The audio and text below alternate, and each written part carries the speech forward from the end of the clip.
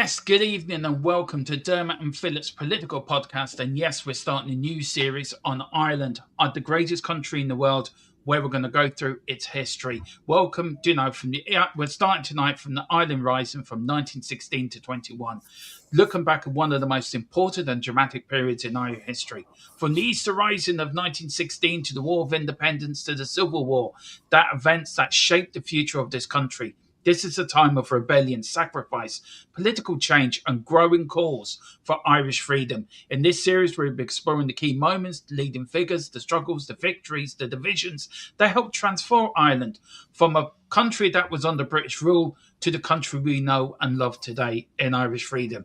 We look now at the failed rising in Dublin, but what it did spark. Let me phrase that again.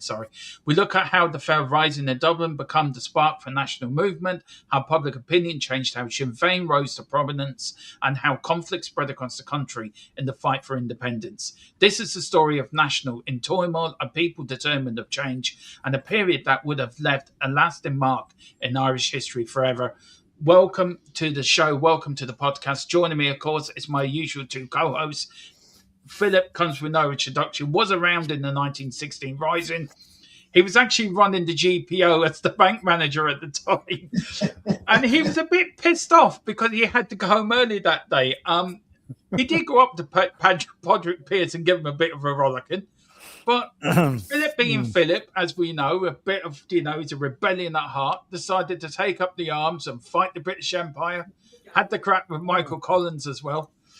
And he's here to live the tale. I mean, Philip, dramatic times, but why were you pissed off? You're getting a day off. No, it's not too bad. Actually, we got a week off afterwards. It was fine, Yeah. Wasn't it a bank holiday? It was Easter Sunday. Yeah, Easter Monday. Yeah, we were off Easter Monday. Monday. We were supposed to go back on Tuesday, but trouble is, we no building to go back to afterwards. So, we had to relocate. And you spoke to Mick Collins as well. You give him his advice what to do later. I mean, it's all down to you, really, Philip, isn't it, to be honest? Yeah, I told him to avoid trips down to Kerry in about 5 years' time, Okay. And down below is a man, a world-renowned journalist. No, he wasn't around back in them days reporting on it. He wasn't even a twinkle in it. He wasn't a twinkle in his daddy's eye his granddaddy's eye back then. A famous author as well, a sir. He's knighted in France. And it is Ronan McGeevy. Ronan, how are you? Welcome back. It's always a joy to have you here. It's a pleasure to be with you guys. Thank you so much, Dermot and Philip, for having me. That's great. Now, Philip, look, Ireland, I just want to start before we get into the notes about boats and about Irish and the turbulent times that took us to the 16 Rising, and we had the lockout before. But what does Ireland mean to you? What does Ireland mean to me? Yeah, I'm a kind of strange case to ask that question too, because I was actually born in Northern Ireland, but from both my parents were sort of from the Republic of Ireland, but from Ireland, south of Ireland. So I for the first 7 years of my life, I was looking at it from the outside looking in. I didn't really know much about it.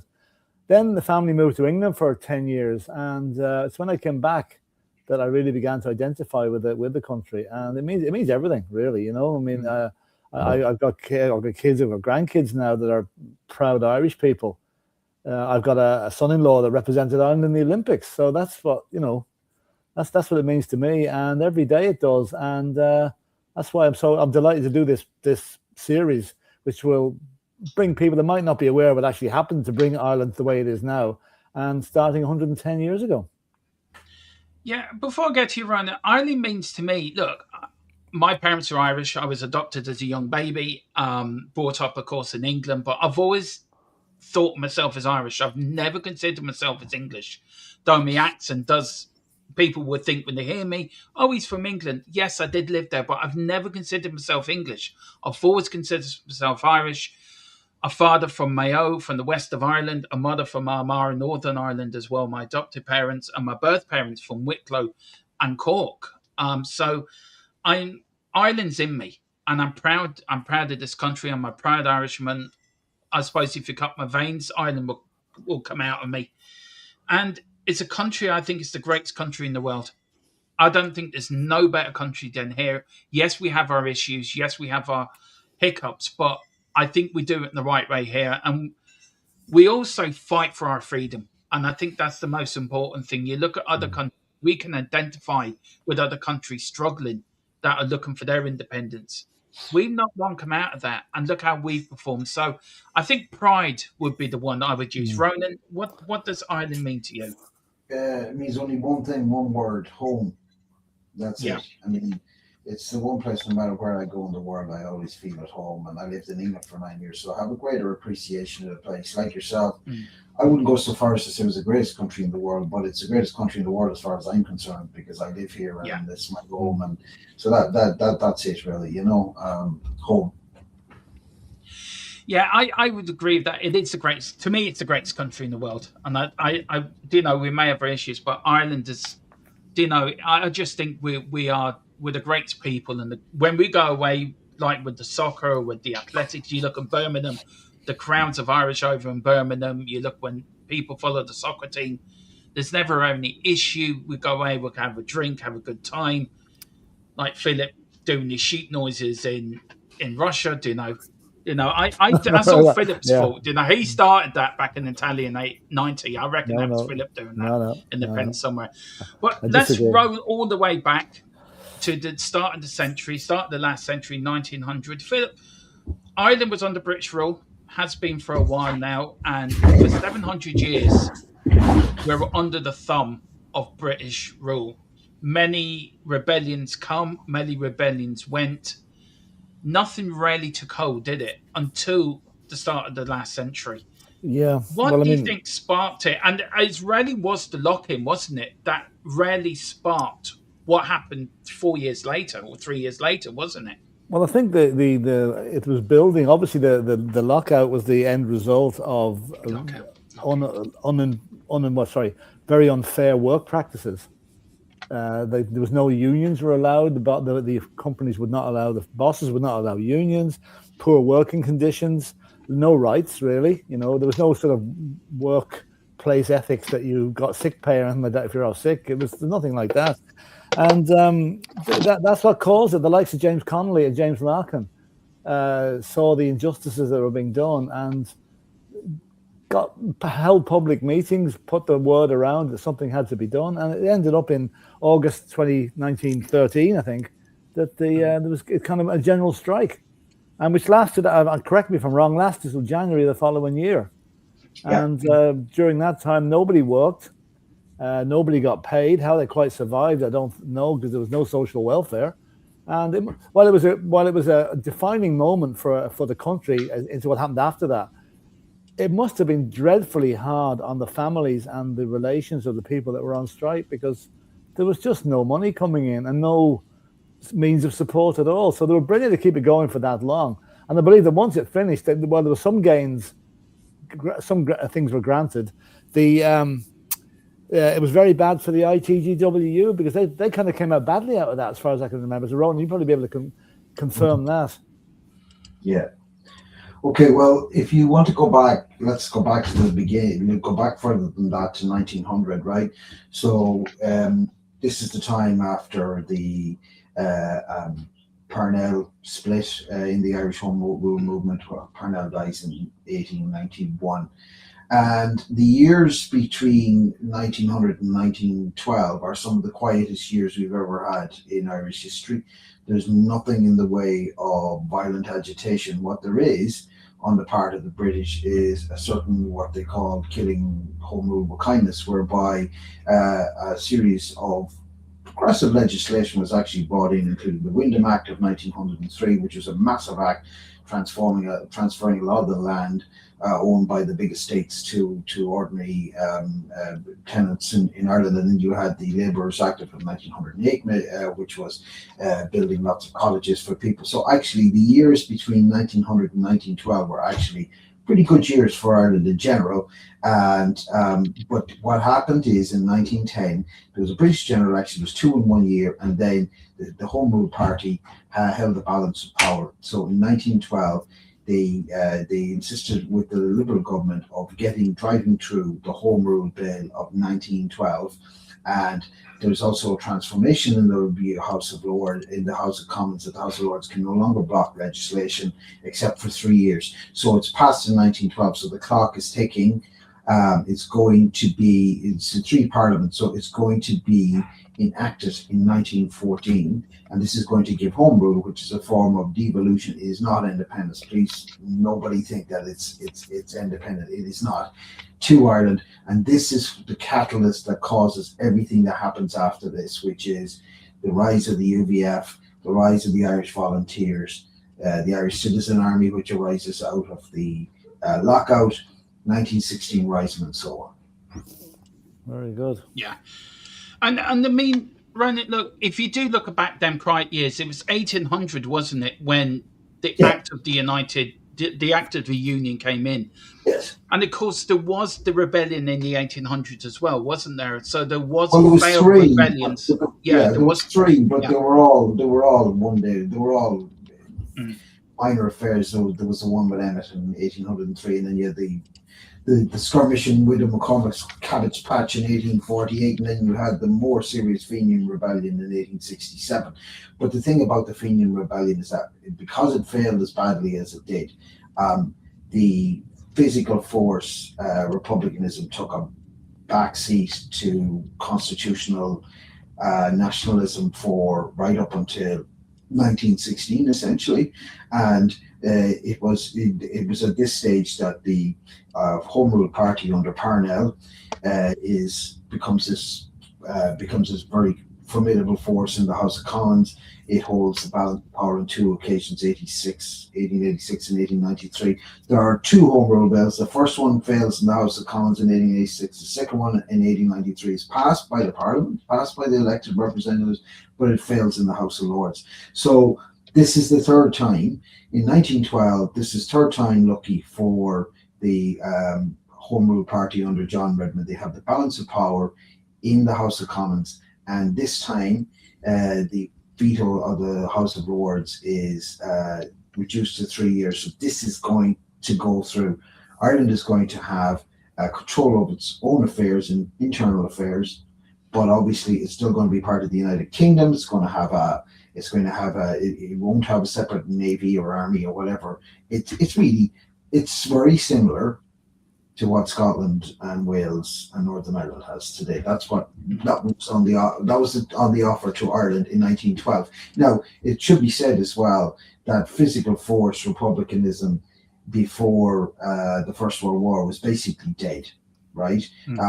There was nothing in the way of an armed militia in Ireland at that stage. Sinn Féin, which had been established by Arthur Griffith in 1905 to set up an independent Irish state, was nowhere, right? So it was regarded as a fringe organisation. All the hopes and expectations of Irish people was poured into the Home Rule Bill. So at that stage, the idea of Irish independence was a minority pursuit, regarded in some ways as the sort of bailiwick of extremists.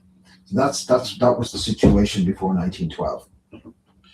And then, of course, we had the lockout, and then the First World War started. Now, there was a sign, wasn't it? I can't remember what the saying was, Philip, but wasn't it a problem for England was something... the King or Kaiser? No, it was... I forget England's England's problem is Ireland's opportunity, or That's it. That was it. Yeah, that was it. And that sort of set the sail, didn't it, for what happened in 16? Now we had the emergence of GAA getting involved, going around, starting to speak the Irish language again. There was Irish dancing. There was Gaelic sport as well, was starting to be played around the country. There was little bits of... There was Podrick Pearse doing his speeches, and others as well. Do you know how? And also, I think if I'm right, people started coming back from America, and then they Philip back to Ireland to get involved in the IRB. Michael Collins had been inducted into the IRB in England, in North London, in Finsbury, I think, in Finsbury Park, or around that area in London. He worked in the post office. Sam Maguire, of course, the cup that the Gaelic football trophy is called after, he was already in the IRB as well. So a lot of recruitment's been done in England from the Irish in England. How important was it the IRB got everything in their ducks in a row for what was to come up, because there was a bit of divide how to do this, wasn't there, back in them days? Well, the only thing, on a sort of side issue to that, the things started moving after the strike finished, but a lot of people were affected by the strike, I call it the strike, it's the lockout. I think like every lockout, or like every strike, there was strike breakers. There was workers that went to work for maybe under the counter payments or whatever, to keep things going in a certain way. But I think the retribution against them came in 1914 when those guys were blacklisted and couldn't get work anywhere. And what did they do? They joined the British Army. And where did they end up? In Flanders, getting slaughtered on behalf of the king. So that was kind of a downside. The people that would have, I think Ireland was pretty badly affected by the First World War, especially. And if I'm right, Roland, I think whenever the Rising did take place in 1916, that it was generally very unpopular. Yeah, with the Dublin people until the executions took place. And that was probably the worst. That was probably the worst thing the British could have done. Is they incited, or they got the people on the side of the actual insurgents at that stage. But I suppose when we go back to the Easter Rising, the critical question is, why did the Easter Rising take place when it took place at Easter 1916? And the answer to that question is the First World War. Now, the First World War is a seminal event in Irish history. It is the catalyst for everything else that happens. Before the First World War, there's the foundation of the Ulster Volunteer Force to oppose Home Rule, and then you have the Irish Volunteers, which is set up almost like as a counterweight to the Ulster Volunteer Force. That's set up in early 1914. So when the First World War breaks out in 1914, talks have broken down in Buckingham Palace between John Redmond and James Craig and Edward Carson over what's going to happen. The Unionists want an opt-out for the 9 counties of Ulster or the 6 counties, depending on which way you look at it. Obviously John Redmond will not agree to this. He will agree to a temporary reprieve, but of course the Ulster Unionists won't agree to that because they think it's just a stay of execution. So this issue is not resolved in July 1914, and there is a real fear in the British government this is going to be a civil war and it's going to split the British Army as well. And then, in the nick of time, or the First World War breaks out, and in fact, on the day that it breaks out, Edward Grey, the Foreign Secretary, said, the one bright spark we have in all of this is Ireland. We're not going to have a civil war in Ireland. That's basically what he states. Now, fast forward to 1916. At that stage, the war is going on for nearly 2 years. Now, it was an article of faith among extreme nationalists, right? Polymer rebels, that the only chance of an Ireland ever winning having a successful rebellion against the British was during wartime, because then the British would have to divert resources from wherever. And of course, there was no opportunity in the 19th century after the Fenian Rebellion until 1914. And that is when the IRB, a secret agency within the IRB, led by Pearse and Clark and Plunkett, Clark and Sean McDermott and who's the other guy? Pearse. They set up this secret IRB section with the Irish Republican Brotherhood to plan a rebellion. But the whole idea of the rebellion is that it's going to happen while the British are at war, because that's the only chance that the Irish have of actually succeeding. So that's why the Easter Rising breaks out when it does in 1916. Now, just one last thing to go back to the Irish Citizens Army. The Irish Citizens Army is founded by James Connolly and what's his name? James Larkin in 1917 as a kind of a working class militia. You would have those in those days.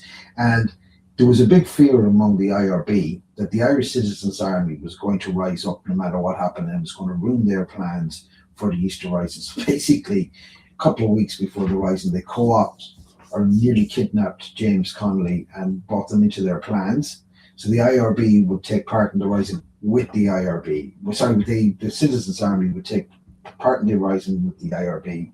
So that's how Connolly and Pearse, they're mentioned in the same breath all the time, they're actually from completely different ideological sides of the spectrum, right? And God knows how they would have got on with each other had they both lived. But that's the background to the Rising. And also, do you know the rising Owen McNeill? Because that weekend, wasn't it? Everyone was supposed to rise up. Yeah. And Owen McNeill then put an ad or puts something in the paper saying that his part of it should not rise. They are to stand down. They are not to meet on the Monday, and that causes problems as well for the signatories of the publication and the people that are behind the rising. What do we do? Do we rise now? Do we not rise? Do we put this off? And a decision was taken, wasn't it, Ronan? We're going to rise. We're going to do it tomorrow.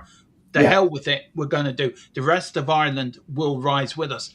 Well, the rest of Ireland didn't rise with. Yeah, because of McNeill, right? I mean, so McNeill was kept in the dark of, even though he was the titular head of the Irish Volunteers, he was kept in the dark about the rising until it was nearly too late. And when he was informed about it, he was also informed about the fact that the Odd, which was carrying Roger Casement, which had a very considerable arsenal of about 25,000 rifles plus thousands of rounds of ammunition and shells and all the rest, had been intercepted by the Royal Navy and was being scuppered.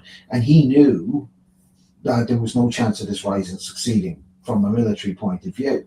And so therefore he puts the countermanding order into the Sunday Independent on the Sunday morning, and this creates a huge amount of confusion. Most of the battalions of the Irish Volunteers outside Dublin don't rise.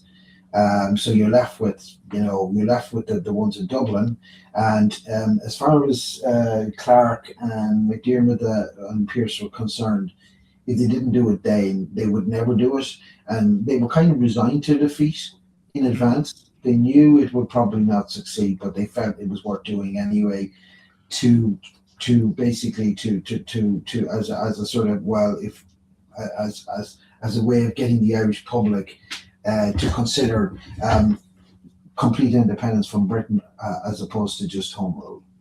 Yeah, and Philip, it did light the blue touch paper in a way. As you said later on, once the execution started happening, then public opinion then started to turn. But it did start, Philip, on the 24th of April. It ran on to the 29th of April 1916.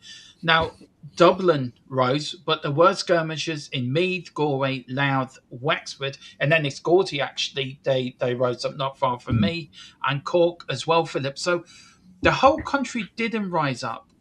Why do you think that was back then, Philip? Do you think there was a lot of people were thinking, we're happy with our lives, we're happy how the country's being run, we don't want independence? Or do you think it was all about information out there? Or what do you think, Philip, was behind the country not rising, but only a few counties did? I would say a lot of them must have been reading the Sunday Independent that weekend, because they would have seen the message that things weren't going to go ahead, and it would have caused. I mean, that would cause confusion today in the mega information-driven world that we have. So that was, and you're sitting down in the country. You probably need to buy the paper once a week. Oh, hold on, this thing's cancelled off. Let's go and have a Easter egg. So that's probably what happened. Dublin was different because that's where most of the action was due to take place anyway. It was much easier to get word around that this thing was going to happen. And that's why it did happen, and possibly not on as big a scale as maybe had been planned. I'm not too sure about that. I'm sure it was the GPO and Boland's Mills were the two big occupational things at that time, and the GPO obviously that's the one that gets most of the attention. But am I right in saying that De Valera was in Boland's Mills? That was it? Yes, he was. Yeah. Well, I mean, they had serious plans for the rising. I mean, it's very easy to dismiss what they're doing as sort of quixotic and self-sacrificing. In fact, they had potentially 25,000 men and all those rifles as well. The idea was that they were going to hold the line of the Shannon and that they were going to retreat behind the Shannon. And you might think, well, they're never going to defeat the British. But the British at this stage are stretched to the limit. They're preparing for the Battle of the Somme. Yeah. They are completely engaged in the war in France. They do not have a huge number of troops to man Ireland. And you could see what happened with the IRA during the War of Independence, that they were able to basically bring the British to a standstill within 2.5 years. So, I mean, had the odd, there's all this supposition, had the odd landed and had McNeill not made the countermanding order, the history of Ireland could have been very different. They really could. I'm not saying they would have won, but they may not have lost. They didn't have to win. They just had not to lose. And I just want to bring up a picture here, Ronan, just very quickly. Okay, it's come up the wrong way. I will get it the right way around. Sorry, I brought it on the wrong part. Where is it now? Just a picture of the different locations in Dublin where they were, because it wasn't just the GPO. I think there was 5 or 6 different locations. So this is a map here. People, this is the map of what we're showing now of the locations where the IRA, the IRB, as it was called then, the IRA, I think didn't come in to just before the War of Independence. It was the Irish Republican Brotherhood. So these are the different places. So if you can explain to the people why these places are so significant with the Easter Rising. Yeah, well, the GPO is obviously the sort of central communication, and one of the reasons why that was occupied was, first of all, it wasn't as heavily guarded, say, for instance, as Dublin Castle was, which was the central British rule in Ireland, and also had a radio in its for transmission to the rest of the world. But it was a silly decision in a lot of ways, because you're basically a sitting duck within the GPO. The other locations make more sense. Of course, the South Dublin Union is where St James's Hospital is now. That was controlled the main exit out of Dublin at that stage. So that one makes sense. And you could also argue the same for the forecourts. This was to stop troops arriving from the Phoenix Park, from coming through the Phoenix Park to Dublin. The Jacobs factory, I'm trying to remember the reasons for this, and the College of Surgeons. The one place that they were not able to take was Dublin Castle. Dublin Castle was obviously the centre of British rule in Ireland, but for some reason that was handed to the Irish Citizen Army to do, but they made a very bad job of it, and so I ended up in St Stephen's Green, where again they occupied the College of Surgeons in St Stephen's Green, they actually occupied, they dug trenches in St Stephen's Green, and of course that was a silly decision as well, because they were simply shelled on from places like the Shelbourne Hotel and elsewhere. Then they retreated to the College of Surgeons. The place where they had most success, as you can see down here on the right, is Northumberland Road and Molin's factory. Now, Northumberland Road, the just 2 men ambushed I think it was the Sherwood Foresters as they were coming in from Kingstown, and inflicted terrible casualties on the British, actually. And that was an outpost of Boland's factory as well. But Boland's factory was not particularly active either. So, I mean, it's a very, as military plans go, it wasn't great at all, you know. And they were overrun within 5 days. But 5 days is still, 6 days. 6 days is still 5 days longer than previous rebellions, you know. It is, and just to let people, Kingstown is actually Don Leary, so that's where it was called. And Cove, what was it again? Kingsbridge is now. No, Cove was. No, Kingsbridge. Yeah, Cove was Queenstown. Queenstown. That was it. There is Houston Station. Yeah. So just to let you know, and also that day, Philip, the soldiers weren't in Dublin, were they? They were in Fairyhouse watching the racing. So they're enjoying themselves, having a great day at the races, having a few bets, spending time with their missus or whatever, their girlfriends or whoever. Having the high society. Philip would have been there as well as a bank manager trying to drum up business for his bank. Like, you know, Philip had his own tent. It was called Brady's Banks Associations. Come and we'll give you money. But then they get they get the call to get back to Dublin. The GPO's been taken over, and didn't the IRB then started blowing up bridges coming back into Dublin? So it distributed, because there was a great train network. So all the train networks were stopped and that. So they did well for a day or so, and then the British brought a ship up the Liffey, started bombing the hell out of the GPO. Then they moved to Moore Street, which is very significant because even if you walk down Moore Street now, sorry, let me take that off. If you walk down Moore Street now, you can still see the bullets in the wall, even outside the GPO. If you go down Moore Street, and that's where they knocked walls out so they could walk through the different houses because they were all connected, and that is where Padraig Pearse surrendered. Now we know James Connolly was injured. We know, the casualties, of course, then was what was it now? It's nearly 500.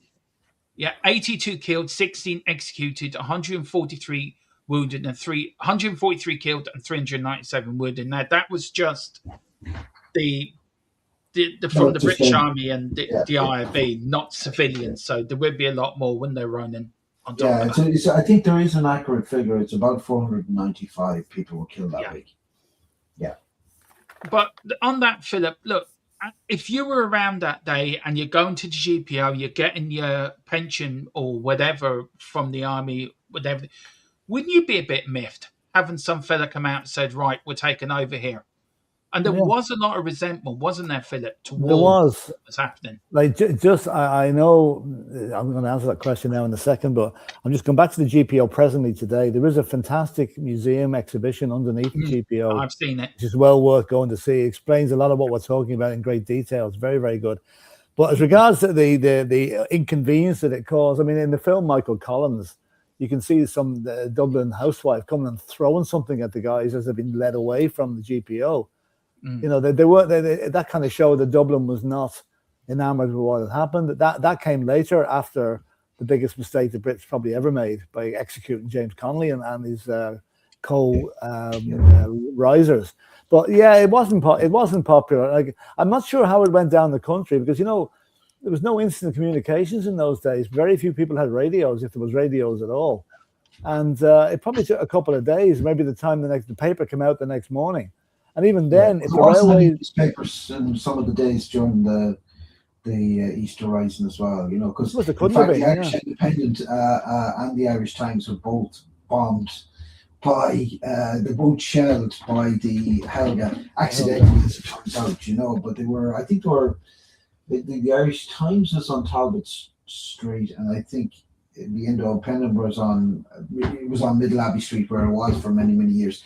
So they were both substantially damaged. Now, I think there was quite a few days during that week newspapers didn't come out, so things got really garbled. I mean, you have to remember this was a time when there wasn't the instant communication there is now. Yeah. So that may be one of the reasons why the rest of the country didn't rise as well, because they weren't getting the necessary information.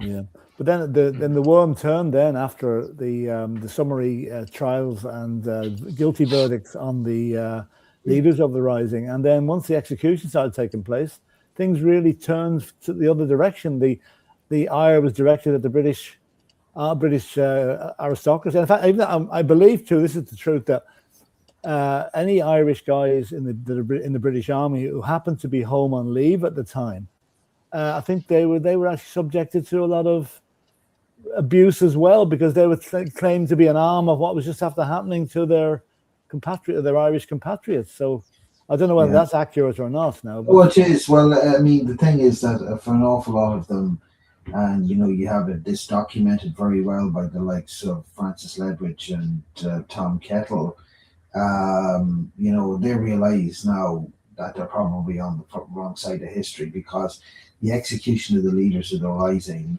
really has a very big emotional effect on people in Ireland at that stage. I mean, people would have been ambivalent enough about the rising, but when this comes through, I mean, the purpose of the rising really, once it was realised that it wasn't going to succeed militarily, was to wake the Irish people up. And this was said in advance. It wasn't said as a retrospective justification for it. As Sean McDermott says, if nobody else is prepared to sacrifice their lives for Irish freedom, we do it ourselves. And he really meant that, because he obviously did. And the idea was, I don't know who was enrolled, and it's so true. The Easter Rising was an act of desperation, because a lot of advanced nationalists like Pierce and Connolly and these guys had seen how people had become so used to, British rule in Ireland that it was becoming far too benign for their liking, and also the fact that so many of them signed up to join the First World War. They thought, if we don't do this now, we're going to lose the soul of this country forever. I mean, they said that in advance, and I think they succeeded in that regard, because otherwise, had the Easter Rising not have happened, some form of home rule would have happened after the war, and we might still not be an independent country, no matter what anybody tells you to the contrary. Was it a case of like hammer taking a hammer to an egg? Yeah. I mean, they shouldn't have been executed, but the reason they were executed, and this is important, and again, we've got to frame the Easter Rising in the context of the First World War. Obviously, the rebels asked for help from their gallant allies. Obviously, Casement went to Germany to get men and to get munitions. So they were executed, not because of staging a rising, but because of aiding and giving succor to the enemy of His Majesty's realm in wartime, right? And that's important, because in the 1867 rebellion, there was nobody executed. Not a single one. There might have been one, but that was a special case. They did not want to make martyrs of them. But what they did is they did this as a judicial, a military court, presided over by John Maxwell. Herbert Asquith, the Prime Minister, washed his hands of it, and by the time he realised that this was wrong, it was too late. But do you not think... And of course, sorry, Philip. No, and of course, Dev was one of them who later on in this series will become very a figure of backstabbing proportions, in my view, but maybe in different people's view. But there was always about him setting up Michael Collins for the treaty. He knew what he couldn't get. He said, Michael Collins has been back the bad news. We are going to get over that. But he was saved because he was born in America. So that saved his side. And back then they was stopping anyway. But I want to move forward to 1918, the general election, where I think it was still in people's minds, wasn't it? The Easter Rising. It's 2 years on. People are starting to think about it, and the War of Independence hadn't started yet, Philip, but the war had just finished. The people that were put into prisons in the UK returned home to euphoric cheering and wave flagging, and everyone's welcome home. Michael Collins, of course, did a lot of work in the camps in Wales as well, gathering information. And the bigger problem, wasn't it? It was about all these rebellions failed because of informants and people spying and information going back to Dublin Castle, going back for the G-men to come out and stop all these rebellions. So Mick Collins' first job was, right, we're going to have to make myself a bigger network so I get the spies and I get the information. And he really was, wasn't he, Philip? He was the starter of this. He started the guerrilla warfare, but the way he went about it laid the foundations really for the success of the War of Independence in a way, didn't it? Yeah, well, I'll tell you what also started to lay probably a big mistake by the British is that after the Easter Rising, when they jailed all the guys that had been arrested in camps in Wales, right, which was basically became a training camp for what happened next. That's where they Michael Collins and the like trained all the guys in guerrilla tactics, how to organize a revolution, basically. So when they came back after their sentence was finished, it was more or less pretty inevitable that they would carry that training into practice, and that's where the War of Independence came from. And the guys were much better trained when they came back than they were when they left. Yeah. So just a question to you, Ronan. I've got one question for you. Dermot? On the general election of 1918, we know, I've got the seats here that were won, so let me find it. Sorry, I do apologise. I thought I had this. Sorry, where is it? If you know them, Ronan, then say it. Yeah, I think them. Oh, so. Here we go. Here. Yeah, that's right. Yeah. So this is the 1918 December 1918 general election. It's known as the khaki election. It's the election that's held a month after the armistice of November 1918. And in this election, Sinn Féin wipes out, which is the separatist party, and has stood on the platform of an independent republic for Ireland, wipes out the old Irish Parliamentary Party, which had been the mainstay of Irish rule for Irish representation in Parliament for decades, for 50 years before. And obviously the Unionists get 22 seats. I think there's a vast majority of them in the north, apart from a couple of seats in Trinity College and then one in Rathmines Township or something like that. Anyway, it doesn't really matter. The point is that the Sinn Féin wins an overwhelming majority of Irish votes and seats on the basis of a separatist platform that they wanted to get rid of the British. Now, what they were going to replace them with was not quite clear in their manifesto, but they said that they would use any means to get rid of the British. And of course, they did it on a separatist platform. They set up the first Dáil on the 21st of January 1918, and all of these TDs who were elected to the British Parliament were actually, they were de facto the members of the first Dáil. So that was the beginning of Irish independence. And on the same day, and it's entirely coincidentally, you have the Solohead Beg ambush, which is the first shots really of the War of Independence. Although we look at it backwards as the start of the War of Independence, at that time it was seen as an isolated incident, but certainly that day in the 21st of January 1919 is a very, very significant day in Irish history.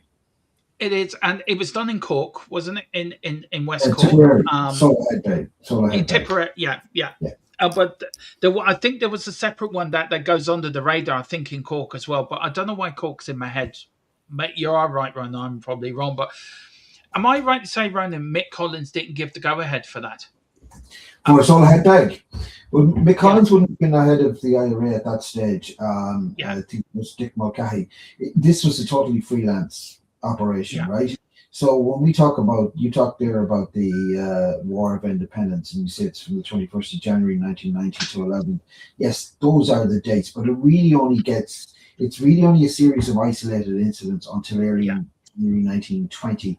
Then the IRA has been reserving its strength, starts burning RIC barracks all over the country, and that's the real start of the War of Independence. But certainly the first violent acts of the War of Independence is the Solohead Beg. Philip, we know the film Michael Collins, starring Liam Neeson, and it sort of romances him really as a romance figure, which back in them days he was sort of that romancing figure, wasn't he, to a lot of other people. He was a hero to the Irish. He was a romance, or the women wanted to be with him, or the men wanted to be him, sort of thing. So he had that sort of... A bit like Philip there, yeah. A bit like Philip back in the day, right. Yeah. I could see all the men wanted to be him, and he was a bit like James Bond back in the day. Philip, right. I could see you a bit of Sean Connery in you and Pierce Brosnan in you, like. I can see that now. I'm going to die for this. You know this. After this, he's going to ring me up and eat my ear off. You do realise that? No. I'll give you a day or two to relax, then I'll do it. Thanks, yeah. More Horse's Head. Lovely. I look forward to the next one. But what was I going to say now? I really was going to go on to what was I going to say? So I think what we should do is perhaps... we can wrap it up fairly soon this time around, because we can get on to the War. There's one point I want to talk about, and that maybe Ronnie, you know about this, was the financing of the Irish government, of the at that time illegal Irish government. Yeah. And of course he set up a bond, didn't he? And and they raised £500,000 in Ireland with people signing up to it. Dev was in America at this time, raised another load of money. So nearly £1 million had been raised for the fledgling government. Right, and the British sent over somebody to investigate where all the money was going to. And he was shot. And he was taken off a tram in Dublin and shot. Right. And that ended the investigation there and then. How calculated, we will finish here, so I think it's a good point to finish, but how calculated was that from Collins? And you as well, Philip, you can answer this as well. Go to Beth. You're talking about How the setting up calculated of was that for him to do it there and then? Like, this is Dublin. How did that help him in future decisions that he made? Well, he was a brilliant man, but you see, the thing about Collins, you have to remember, and there's a very good book on this very subject by a friend of mine called Patrick O'Sullivan Keefe, called Crowdfunding the Revolution. And essentially what he's saying is basically, in order to demonstrate their seriousness, they needed to not only set up the counter-state, but they also needed to fund it. And De Valera spent most of the War of Independence in America raising funds, but at home there was a very successful bond drive as well. And of course, the British were trying to get their hands on that type of money. And that's when Collins intervened to take the guy off the tram, whose name escapes me just at the moment, but I can tell it to you in a few minutes. But he was the guy who was supposed to be investigating the money. And they actually, there's a house in number 6 Harcourt Street. That's where all the money was kept. And that was raided a few times, but in essence, it was a brilliant measure, and he was able to pay, civil servants and pay for the ball and pay for propaganda, which is a very important issue then.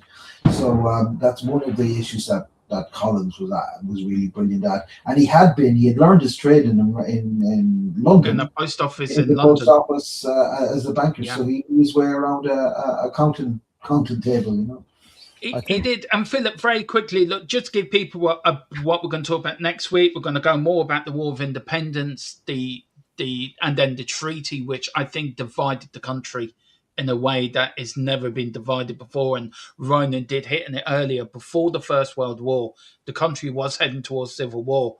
And I just wondered, did we just kick the can down the road? Because lo and behold, so many years later, we were at civil war with each other over the treaty. But Michael Collins and Dev did say in the fullness of time, Michael Collins will be proved to be a better man than I am. And he was right in a way, wasn't he? And how much of coming forward that people should look forward to this? Because it really is a decisive story, isn't it? The Collins-Dev relationship from fighting shoulder to shoulder to fighting against each other, and how much did it influence, I think, Dev's thinking in later years when he became Taoiseach and when then he became president then of the Irish Republic? I don't know about that bit, but I mean, the Michael Collins over the next 2.5 years until he was assassinated probably was, I'm thinking maybe up as far as Che Guevara was probably the greatest guy for. What's this the way Nelson Mandela? Would you call him that? No, I'm talking about a guy that got rid of had no compunction of getting rid of his enemies. If he thought someone would go, they went. He was ruthless like that, and that I don't think anybody was at that time. That must have been totally, alien to what people were expecting. But he got his reputation as being the most ruthless is the word I'm looking for. I think De Valera, I think, shafted Collins basically, and it's not been proved that he wasn't behind the actual assassination when it came. But that's all for the next episode, because it's like this is going to be a roller coaster ride through Irish history, and these are the most turbulent 2 years of it, I think, coming up next. Don't worry, there's more to come in the 80s as well under Charlie Hottie. But they weren't shooting people, isn't it? But maybe they were. Well, the one thing very quickly, Ronan, just being a journalist, put the journalist's head on now, right? And you look back then, you look at the Charlie Hottie era, and you look at now. How important was journalism all the way through this, all the way reporting of the Easter Rising, the War of Independence, the Civil War, the Free State, Dev coming in, starting his own party? How important was journalism then? And it still is to this day, isn't it? It's your job is so important. Yeah, well, I would say that, as Benjamin Franklin would say, that a free press is absolutely essential to, or maybe it was Thomas Jefferson, free press is absolutely essential to a working democracy. And if you want to go through the list of what did the Brits ever do for us, well, they gave us a free press. We had a free press in this country. Mostly we had censorship during the First World War, but generally speaking, we had a free press in this country. and it's a vital part of a democracy. You can't really have a democracy without a free press, and I think that was very important. It's always been a very important part of accountability in this country. It is. Well, listen, we're going to leave it there. Thank you all for watching. Part 2 is next week. I could go on for another couple of hours talking about this. I'm loving this. But guys, we will be back next week. Next week, I'll make sure I'll have more diagrams, more information, PDFs coming up to explain to you guys what happened. But yeah, do subscribe to the channel. We are looking to get to 100 subscribers very quickly. We will be going out on the podcast when this is finished. I will be putting this out as a hour each podcast every week. So we will be going live on Spotify as from next week as well. So do join us from there. So you do like it. Follow us on all your podcasts where you listen to your podcast. But guys, Ronan, thank you so much indeed. Where can people find you, just very quickly, if people want to hear more of you? Where can they find you? Just Google my name, you'll find lots of it on there, and buy my book on Sean Lemass. Yes. Yes, you every weekend he's here, but he's a fantastic journalist, a fantastic author as well, and he's knighted by the French president.